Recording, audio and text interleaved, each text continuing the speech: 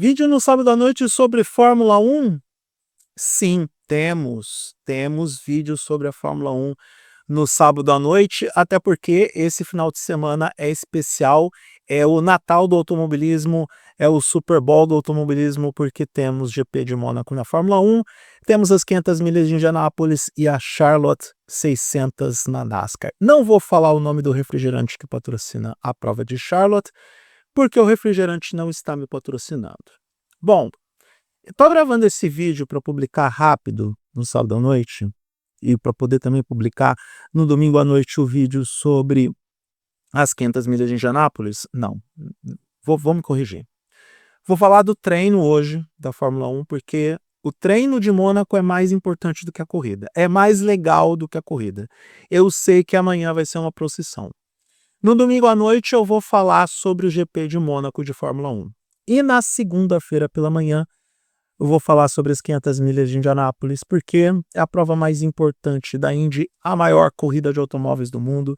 Não ligo se você pensa algo diferente disso, porque este é o meu canal de vídeos. Pode achar o que você quiser. Você pode até dizer que Mônaco é mais charmosa, mas não mais legal do que as 500 milhas.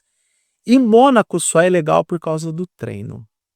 Nos últimos anos, o treino classificatório de Mônaco é mais empolgante, emocionante, imprevisível do que a corrida. E isso porque esse ano vão tentar 2 paradas, ou seja, o dobro de chances da Sauber errar na estratégia do Gabriel Bortoleto.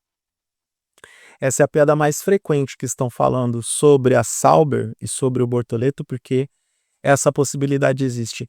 E nem venham me falar mal do Bortoleto dessa vez, porque a diferença entre ele e a pole é de pouco mais de 1 segundo, e o pouco mais é na casa dos centésimos, nem na casa dos décimos. Então, o Bortoleto mandou bem. Se não fosse aquela bandeira amarela, se não fosse o Isaac Hadjar, se não fosse tantas coisas, ele teria passado para o Q2. Deu azar, né?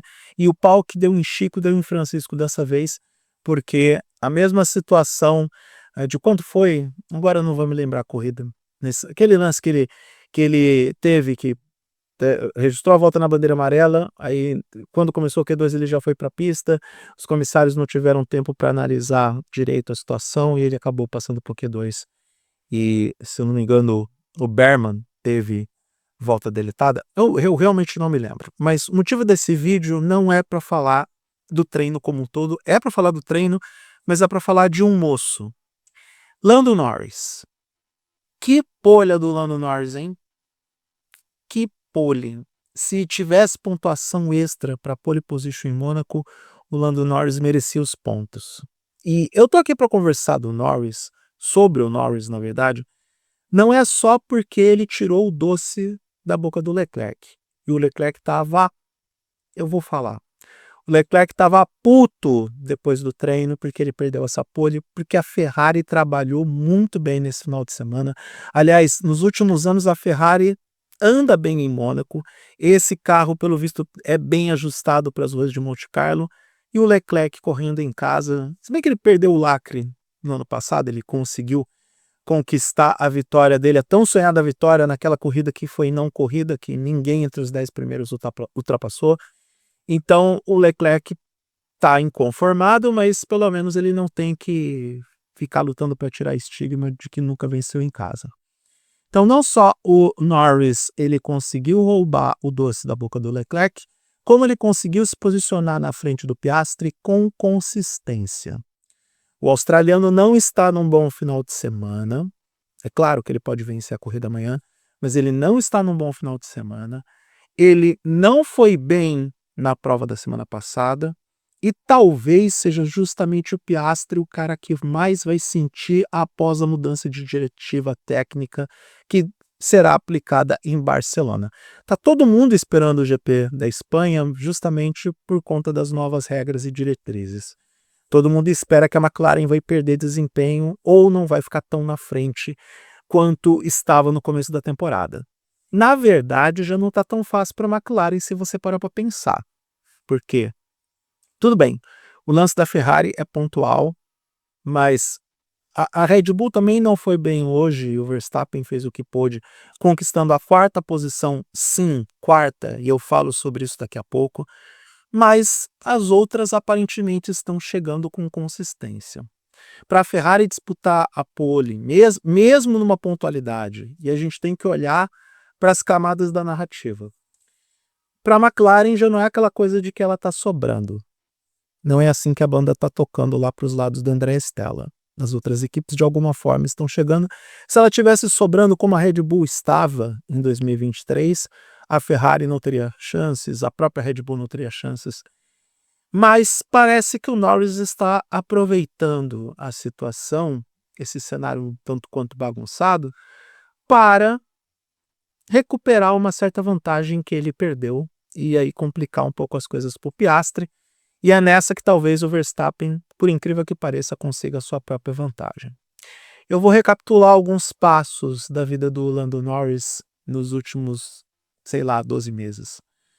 O Norris, ele demonstrou que ele não estava pronto para ser campeão do mundo no ano passado por conta das suas atitudes intempestivas na pista, o fato dele não saber largar, dele falar besteira na imprensa, porque, de novo, a entrevista que ele deu no final do ano passado foi o ápice ou a cereja do bolo do 2024 ruim que o Lando Norris teve. Ruim no sentido de ter o melhor carro do grid na maior parte do tempo, na maior parte da temporada, e não conseguir sair como campeão do mundo. O Norris, na oportunidade, ele disse que não precisava de nada de especial para ganhar do Max Verstappen, bastava ficar na frente dele. Não é verdade. A gente sabe que isso não é verdade. E o tempo mostrou que o Norris foi infeliz nessa declaração. E pelo visto mostrou para o próprio Norris. Tanto que, neste ano, o Norris já disse que ele mesmo detectava problemas na dirigibilidade, nas tomadas de decisão, que ele estava ficando estressado, precisava descansar. E sim, o campeonato de 2025 já se caracteriza por ser um dos mais exaustivos da história para os pilotos, porque não é só a pressão que esses pilotos passam, não é só o aumento da competitividade, não é só o equilíbrio que esses pilotos agora têm que encarar com carros que estão andando muito mais próximos. De novo, a diferença entre o primeiro, no Q1, a diferença entre o primeiro e o 15º, 16º era pouco mais de um segundo. Só o Franco Colapinto mesmo que teve um desempenho bem abaixo da média. Então, o Norris, a impressão que fica é que não só ele melhorou, como ele também está mais consciente de que parte do problema era ele. Se a gente parar para prestar atenção, o Norris está largando melhor. E se a gente olhar com um olhar mais isento, a gente vai concluir que a pole do Norris hoje, ela foi conquistada. Tem alguns veículos dizendo que o Norris roubou a pole do Leclerc, e eu posso até entender que sim, porque a Ferrari veio muito forte para Monte Carlo. Mas no último minuto, nos segundos finais, com o cronômetro zerado, a volta que o Norris teve para conquistar essa pole foi uma volta espetacular. Fantástica. Muitos diriam que não era o Lando Norris. Muitos diriam que o Norris não tem essa capacidade para poder ser decisivo numa situação sob pressão, numa situação extrema como foi o quali de Mônaco. E sim, dá para dizer que agora o Norris tem muito mais chances de vencer, mas como, diferente dos anos anteriores, nós temos a tal da parada de pits obrigatória, o que faz com que as equipes tracem estratégias mais elaboradas para a troca de pneus, não dá para cravar que o Norris vai vencer a corrida. De novo, a Ferrari vem muito forte. Não é uma mera casualidade, não é uma mera coincidência. Na prova passada, o Norris também correu bem na Emília-Romagna, teve resultado melhor que o Piastri, teve uma corrida mais consistente e foi atrapalhado pela estratégia de pneus da McLaren. Todos nós chegamos a essa conclusão. Numa situação um pouco mais normal, por assim dizer, o Norris mostrou que ainda tem algum talento, ou tem muito talento, porque não foi uma pole numa situação tranquila. Ainda mais com a Ferrari andando muito bem, com a Ferrari indo rápida, com Leclerc com um ótimo desempenho e com o Piastri, afinal de contas, o Piastri não deixou de ser líder do campeonato mundial. O Norris foi lá e entregou, conquistou a pole. Eu não quero me antecipar nos elogios ao Lando Norris, porque eu posso queimar minha língua, assim como eu queimei minha língua em outras oportunidades, tanto com ele, quanto com Leclerc, quanto com outros pilotos. Não quero aqui jogar para o superlativo o desempenho dele, e pode ser até que a gente está exagerando por causa da pole position, mas se a gente olha para o cenário do final de semana de Mônaco como um todo, a gente viu uma Ferrari andando bem o tempo todo e a McLaren construindo o seu final de semana não com dificuldades, mas tendo um adversário efetivo no final de semana. Então, a gente pode dizer que a pole do Norris foi conquistada, além de roubada, além de tirar do Leclerc, porque circunstancialmente ele conquista a pole nos últimos segundos, ela foi conquistada, construída, planejada e conquistada pelo Lando Norris. Ele tem mais chances de vencer agora o GP de Mônaco e bagunçar de vez um campeonato que, se a gente achava 3, 4 semanas atrás que o Piastri já aparecia como favorito máximo, a gente vê que o australiano não vai ter vida muito fácil. Verstappen continua sendo aquele piloto que pode surpreender porque ele extrai do carro mais do que o carro entrega. E não que esse carro da Red Bull seja ruim, tá? Eu já me convenci que só Max Verstappen pode dirigir essa Red Bull. A prova do que eu estou falando é que numa situação ou num cenário mais complexo como é o de Mônaco, o Yuki Tsunoda teve mais um desempenho ruim e, para piorar a situação do japonês, ele teve que testemunhar os 2 carros da Racing Bulls chegando no Q3, incluindo o Liam Lawson, que vai largar na frente dele. E aí não é culpa do Tsunoda, também não é tanto mérito do Lawson, é muito mais um parecer, um denominador comum, chame do que quiser, de que realmente só o Max Verstappen pode pilotar aquela Red Bull. Então, diante de tudo o que a gente está vendo nesse final de semana, dá sim para acreditar que alguma coisa mudou dentro do Lando Norris. Que ele realmente encontrou onde estão os erros que ele está cometendo, o que é responsabilidade dele dentro dessa problemática toda, dentro do cenário que está apresentado diante dele não ser líder do Mundial, do Oscar Piastri entregar um desempenho melhor no começo dessa temporada, do Max Verstappen ainda ser um pequeno pesadelo que mora na cabeça dele. Eu quero acreditar que o Norris entendeu o que está acontecendo e que descobriu uma forma de reagir a tudo isso, porque desde a Itália, desde a Emília-Romagna, ele está demonstrando que pode entregar sim, sinais de recuperação. Vamos ver o que vai acontecer amanhã nas ruas de Monte Carlo.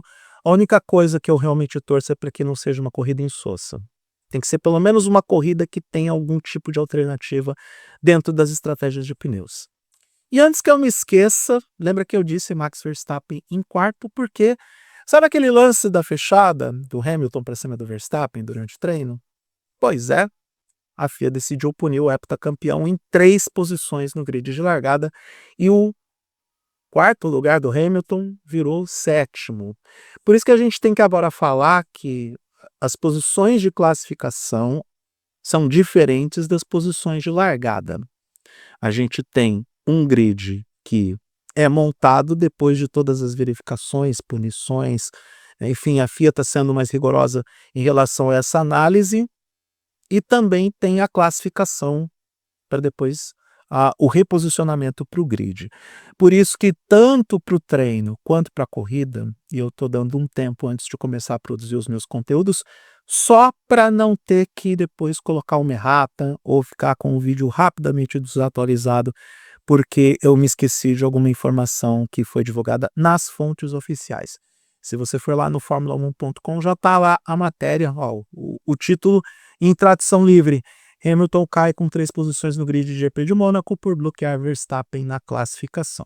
E aí, paciência, né? A gente fica falando sobre toda essa problemática de ter os carros grandes demais, de ter um grande trânsito em Mônaco.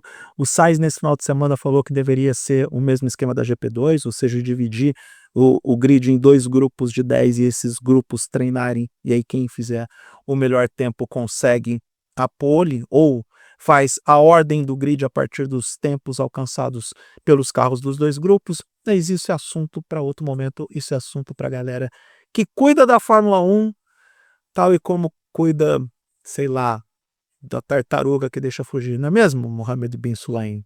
Não quero falar disso aí nesse vídeo não. Tá tão bom, tô tão de bom humor que eu vou encerrar agora. Amanhã, GP de Mônaco, às 10 da manhã. Amanhã à noite tem vídeos sobre essa corrida. E na segunda-feira, vídeos sobre as 500 milhas de Indianápolis. Ah, você viu a chave Pix aqui no canto, tá? Se você achar que esse vídeo valeu a pena, para você que chegou até o final, manda uma contribuição para a chave Pix que está aqui para ajudar a manter os meus serviços em pleno funcionamento. Sou Eduardo Moreira, um grande abraço para todo mundo e até a próxima.